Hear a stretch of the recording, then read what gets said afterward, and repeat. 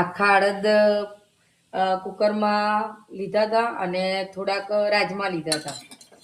એને 1 કલાક સુધી પલાળી દીધા અને પછી સીટીઓ વગાડી દીધી. તે આવા થઈ ગયા છે બરાબર. હવે અમે એને આમાં ઉકળવા માટે મૂકી દીધા. આ લગભગ 1 કલાક જેવું તો ઉકળશે જ બધું. હવે આપણે એને બનાવશું મસાલો. આપણે એમાં સિંગ તેલ નાખ્યું છે, થોડું ઘી ઘરનું બનાવેલું. આ આવેલું ઉભરું એ બધું કાઢી લેવાનું, એ નાખી દેવાનું. આખા ખડા મસાલા અંદર નાખી દીધા હતા, તેથી અત્યારે ખાલી લાલ મરચાં જ નાખવાના છે અને જીરું સુતરાઈ ગયા છે. ડુંગળી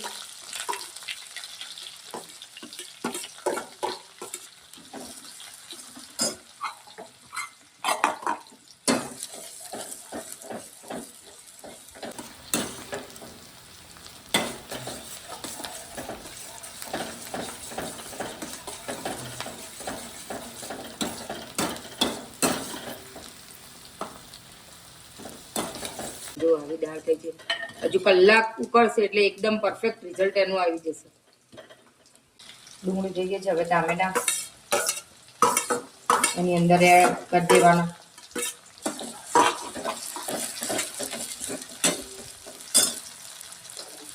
ટામેટા નાખ્યા એટલે આપણે ટામેટાને ચડવા માટે થોડુંક મીઠું એડ કરી દેવાનું એમાં.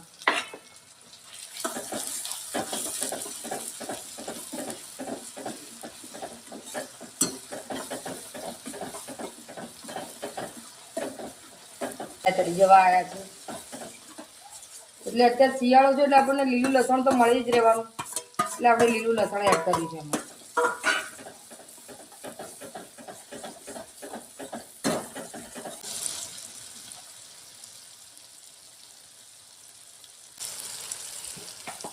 હવે ગેસ થોડો ધીમો સાધારણ કરી હળદર સ્વાદ પ્રમાણે,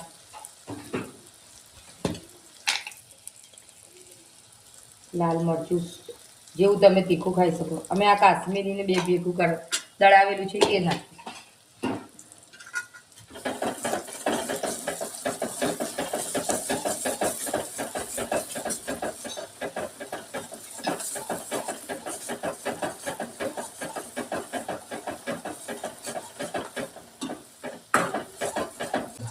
હવે આમાં એડ કરી દેવાનો છે આ બધો મસાલો આપણે.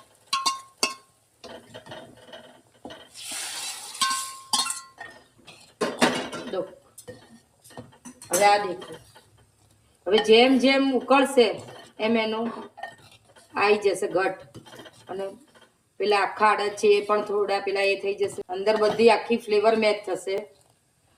હવે આપણે નાખવાની છે થોડી મલાઈ અંદર તાજી.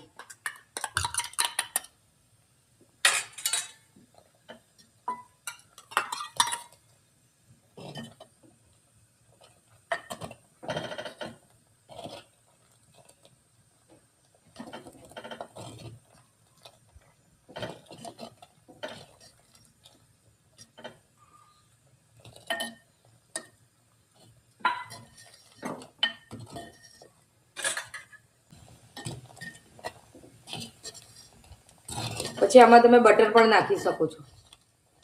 હવે આને અડધો પોણો કલાક સુધી ઉકળવા જ દેવાની આમાં ને આમાં જ, એટલે એની એકદમ ફ્લેવર બધી આવી જશે અને એનો ટેસ્ટ એકદમ સરસ લાગશે.